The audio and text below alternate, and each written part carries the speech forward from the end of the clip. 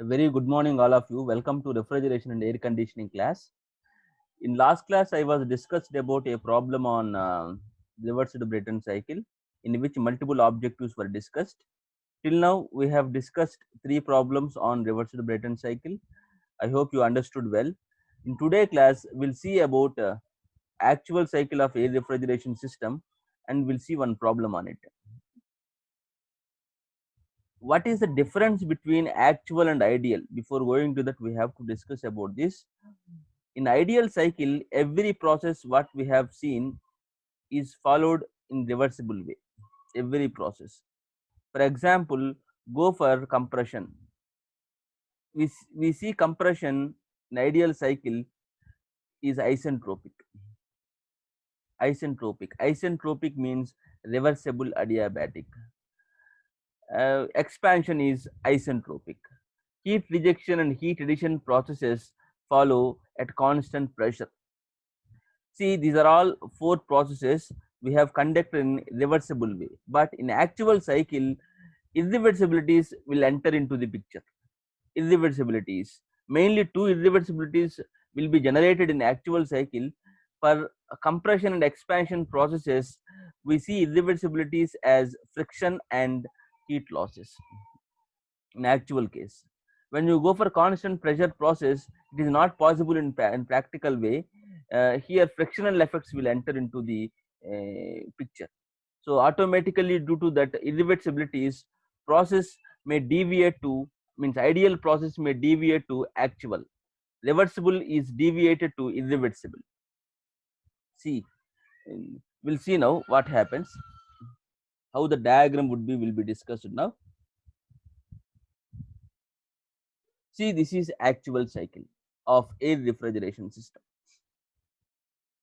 I discuss in process, each and every process we see now what happens in actual, and we'll compare with ideal. Let us start with compression process. In ideal cycle, compression is isentropic. Just now I told you, and isentropic also I discussed that. Isentropic means reversible adiabatic. What is reversible? What is adiabatic? We'll see. Reversible means you have to conduct a process with zero frictional effects. Adiabatic means you have to conduct a process with zero heat losses. From system to surroundings and from surroundings to system, there should be no heat transfer. Then that process is considered as adiabatic. Without friction means reversible. Is it possible practically? Is it possible to conduct without friction and without heat losses? It is impossible. So in practical case, isentropic process is not possible to be conducted, because I am talking about compression here. Compression means in which one rotating element or one mechanical element will be there. If you go for dynamic compressor, we use rotating element called rotor. When you go for reciprocating compressor, we see a reciprocating element, piston cylinder arrangement. So due to this mechanical movement of parts, friction automatically generates. Due to that friction, the reversible process deviates into irreversible. Temperature levels change, pressure values change. So automatically reversible deviates to irreversible. Now let us see process what we have. 1-2s is ideal process, isentropic process. But practically we see 1-2. And one more thing to be discussed here, in BTech syllabus point of view, students study only frictional effects and those results what we see on cycle. We are not studying heat losses because you are in beginning stage. So we consider only frictional effects. For when you go for higher education, where you will see heat losses and other irreversibilities. See, all of you, when you consider only frictional effects in compression process, only frictional effects means reversible is deviated into irreversible. What about heat losses? I'm neglecting heat losses, so automatically adiabatic process will be there. So isentropic process will be deviated to adiabatic process. You can see there 1-2s is isentropic, 1-2 is adiabatic. This is exactly not actual. Just we have considered adiabatic. and frictional effects are considered. When you go for complete actual means there should be no adiabatic, heat losses will be there and frictional effects also will be there. But in student case, when because you are in BTech, in student case you consider only frictional effects, you are neglecting heat losses. So that's why 1-2s is deviated to 1-2. If you observe carefully, 2s is somewhat lesser compared to 2.2 on temperature coordinate. On y-axis, if you draw an imaginary line, 2s is always less than 2, because at the end of the compression, when friction is generated in actual case, automatically temperature rises due to that frictional effects. So that's why 2 is always greater than 2s for designed pressure limit. So the enthalpy drop in actual compression is always more when compared to theoretical enthalpy drop in theoretical cycle. Theoretical enthalpy drop is H2s minus H1. Practical or actual enthalpy drop is H2 minus H1, which is always more compared to theoretical because of frictional effects. That's why ideal compressor should always absorb minimum amount of power, but when you go for practical case, compressor absorbs more amount of power because of irreversibilities. Then go for second process 2-3. 2-3 is constant pressure heat rejection in ideal case, but practically after compressor, fluid moves to heat exchanger. Heat exchanger means it is a tube or pipe element. When fluid passes through tube or pipe section, pressure drop will be there due to friction. Friction develops between tube surface and fluid. So in between that, you will be having frictional effects. So pressure drop will be there.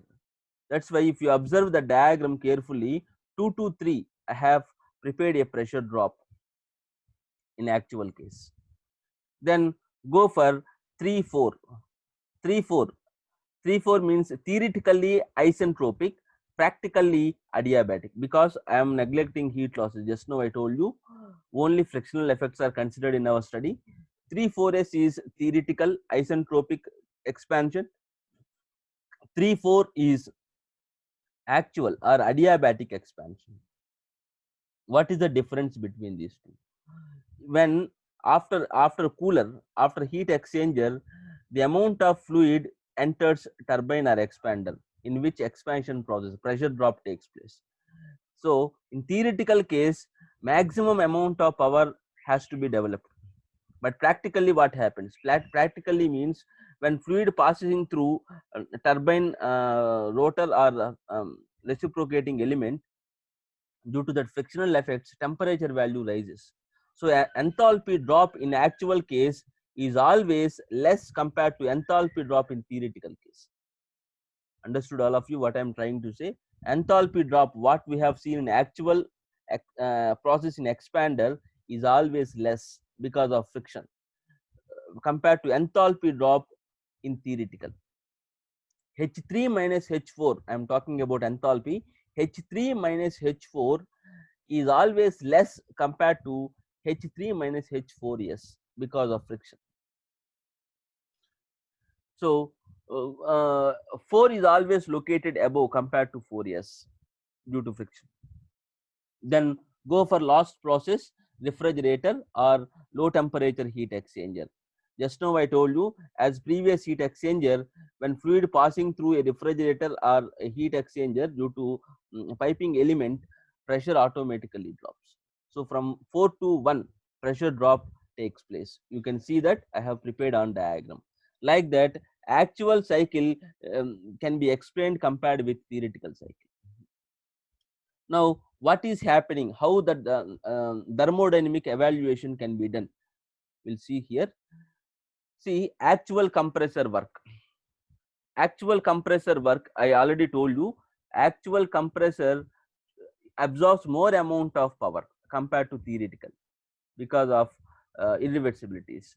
So when you consider irreversibilities, actual work W12 is equal to theoretical work, minimum amount of work, divided by isentropic efficiency of the particular compressor. Compressor always has some amount of efficiency because of irreversibilities. It is not ideal. You cannot see 100% efficient. When you go for ideal cycle, the compressor efficiency is 100%, but this is practical. So you should always see less than 100%. So theoretical work divided by isentropic efficiency of the compressor. This is called actual work. Go for expansion work. This is completely reverse to the compressor. Expansion work or for actual cycle, actual process is equal to turbine efficiency or expander efficiency into theoretical work. Minimum amount of work to be developed. Maximum power you cannot see in actual cycle because of losses. So turbine efficiency or isentropic efficiency of turbine into actual ideal power W34 in isentropic way. So this is actual and actual compression and expansion works.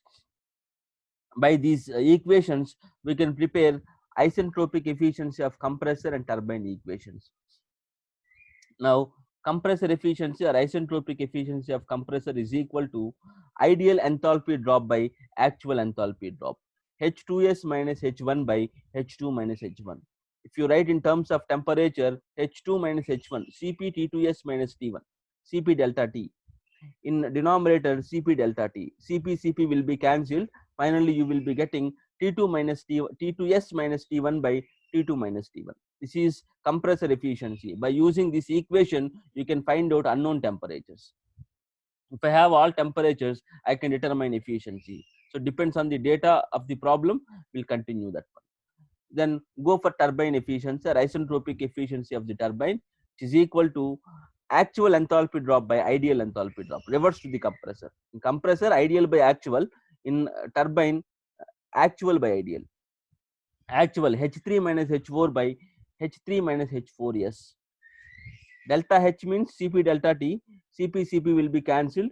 Then in terms of temperature, you can write like this: T3 minus T4 by T3 minus T4S. Again, this equation is useful for determining unknown temperatures, or if I have all temperatures, I can determine efficiency. So like this, we determine unknown values. This is equations of efficiencies. And one more interesting thing to be discussed here. See this cycle. Students generally will prepare like this in the examination due to constant pressure processes. In examination point of view, I'm talking about examination point of view for this cycle. In examination point of view, students gets data for constant pressure processes. In heat exchanger case, pressure value generally we consider as constant. Practically pressure drop takes place, but in the examination in problems generally they don't mention pressure drop. If they are not mentioning pressure drop, we consider as constant. When pressure is constant in heat exchanger processes, the cycle diagram like this. See, 2 to 3 I have prepared on same line. Similarly 4 1 I have prepared on same line. In previous diagram 4 to 1 pressure drop takes place. In 2 to 3 again pressure drop takes place. When pressure drop is given in the problem, we consider the diagram. If pressure drop is not considered, if you neglect pressure drop in heat exchangers, we follow this diagram only. So students generally follow this diagram because in regular questions, what we observed in examination point of view, they neglected pressure drop in heat exchangers. So in such cases, we follow this diagram. Now, for isentropic processes, we know relations. Already in reversal Brayton cycle, I discussed that. But here, notation has been changed. Isentropic process is 1, 2s. So, relation between temperatures and pressures here, T2s by T1 is equal to P2 by P1 power gamma minus 1 by gamma. Similarly, for isentropic expansion process 3, 4, T3 by T4s is equal to P3 by P4 power gamma minus 1 by gamma for isentropic process. So using these equations, first of all we determine exit temperatures T2s, T4s. After that, we'll go for actual temperatures with the help of efficiencies. Then we'll determine COP. COP means refrigerating effect by network input required. Based on that, we determine COP. Like that, we do performance of actual cycle. Now we'll go for a problem on actual cycle. I hope you understood well. See, all of you, actual cycle problem.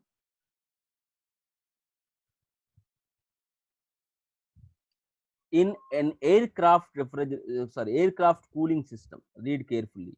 In an aircraft cooling system, aircraft in which air is used as refrigerant or working medium for refrigeration system. Air enters the compressor. They clearly mentioned working fluid is air. Air enters the compressor at 0.1 megapascal, which is nothing but 1 bar.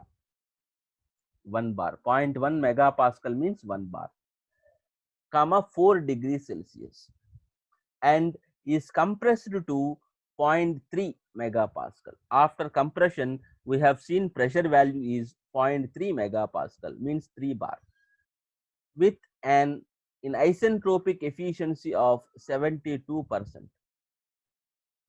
In isentropic efficiency, see, all of you, if you are not getting isentropic efficiency, that means process is ideal, 100% efficient. But in this case, clearly they mentioned that compression follows with certain amount of efficiency.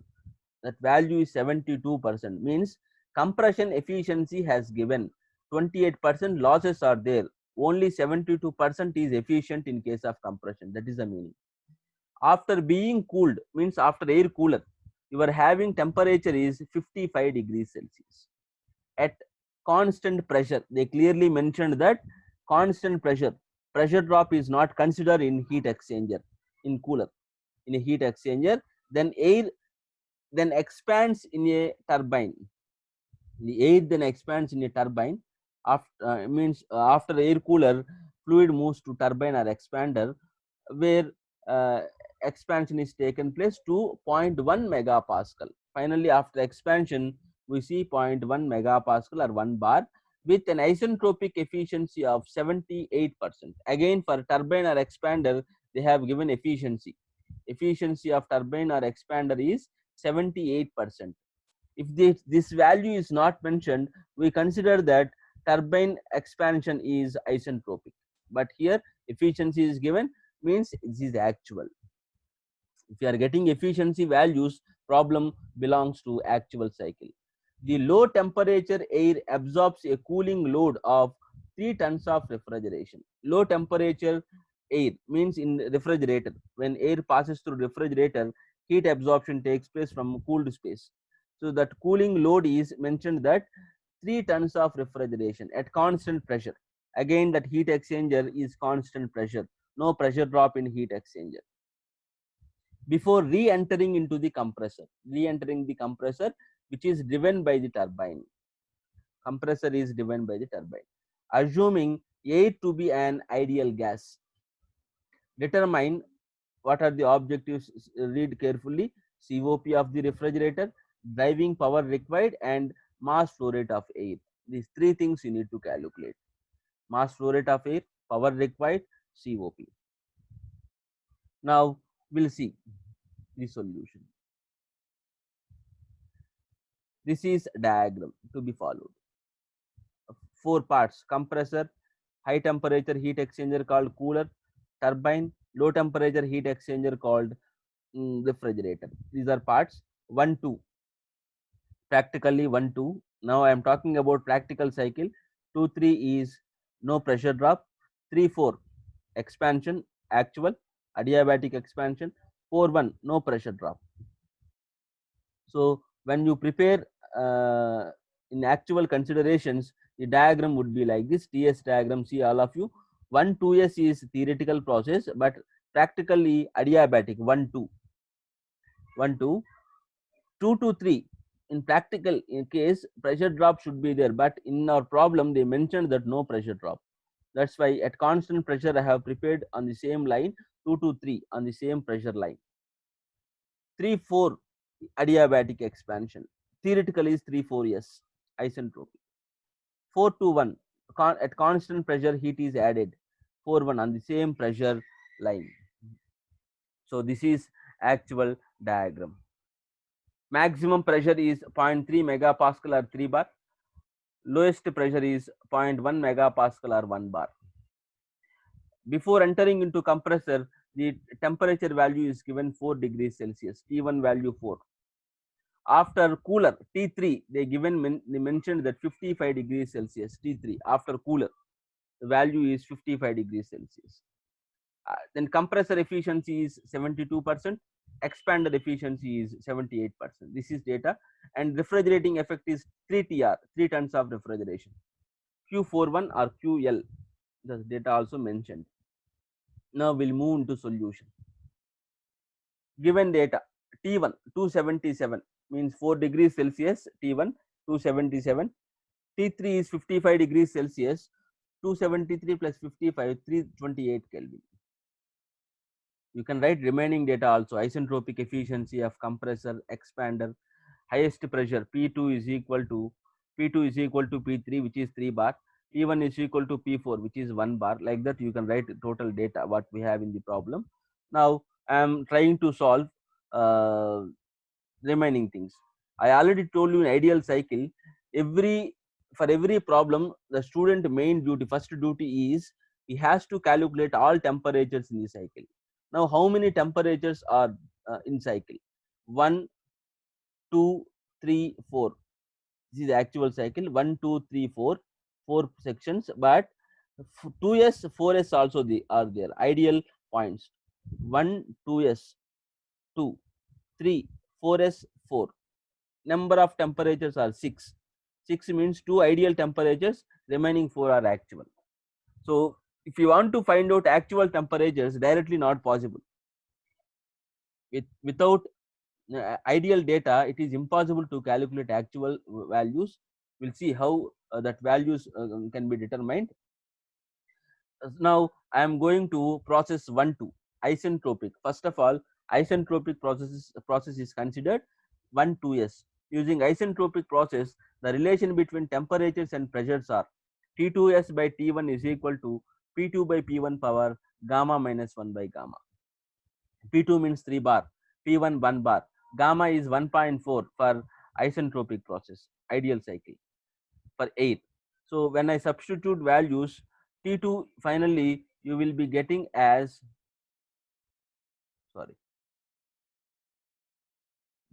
T2s minus T1 is equal to 102 Kelvin.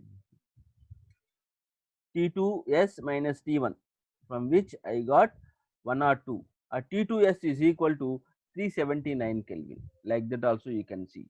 T2s by T1 is equal to P2 by P1 power gamma minus 1 by gamma. P2 3 bar, P1 1 bar, T1 277, gamma value 1.4. If I substitute, T2s is equal to 379 Kelvin. Or the difference between T2s minus T1 is equal to 102 Kelvin. Now we know that they given that compressor efficiency is 0.72 or 72%. Now in previous actual cycle I mentioned that compressor efficiency is equal to ideal work by actual work. In terms of temperature, T2s minus T1 by T2 minus T1, which is equal to 0.72, 72%. So T2 value just now we calculate, sorry, T2s value just now we calculated, T1 which is given in the problem. Then only unknown value is actual temperature T2s, sorry, T2. T2 is unknown value, we determined that one. Remaining all values we know. So actual temperature at the exit of compressor T2 is equal to 469.7 Kelvin. From the ideal data I have calculated. Directly it is not possible. First of all, we calculate ideal temperature T2s. Then with the help of efficiency, I calculated actual temperature T2. Then similarly we go for expansion. 3-4s process, expansion, isentropic expansion process. The relation between temperatures and pressures are T4s by small change. This is not T4s, T3 by T4s. T3 by T4s is equal to P2 by P1 power gamma minus 1 by gamma. I have written in reverse way. Please do check. Not T4s by T3, T3 by T4s. T3 by T4s is equal to P2 by P1 power gamma minus 1 by gamma. From which P2 3 bar, P1 1 bar. Generally, actually you have to write P3 by P4. P3 means P2. P4 is equal to P1. So that's why I wrote P2 by P1 pressure ratio. So that is 3. T3 value given as 55 degrees Celsius, means 328 Kelvin. Finally, I calculated T4s, which is 240 Kelvin. T3 minus T4s is equal, the change in temperature is 88 Kelvin. Turbine efficiency mentioned that 78% or 0.78. In actual cycle, I told you turbine efficiency is actual work by ideal work. In terms of temperature, T3 minus T4 by T3 minus T4s. The only unknown value is T4. Remaining all values we know. We substituted all values. I got actual temperature at the exit of turbine. T4 is equal to 259.4 Kelvin from this procedure. So here also again, first of all, or initially I calculated theoretical temperature T4s. Using the theoretical temperature and turbine efficiency, I calculated T2. Directly not possible. So if you want to calculate actual temperature, we need to calculate first of all theoretical temperature. Now I have all temperatures in the cycle. T1, T3 already given in the problem. T2, T2s we calculated. T4, T4s we calculated. So all temperatures we have now. Then we'll move into objectives.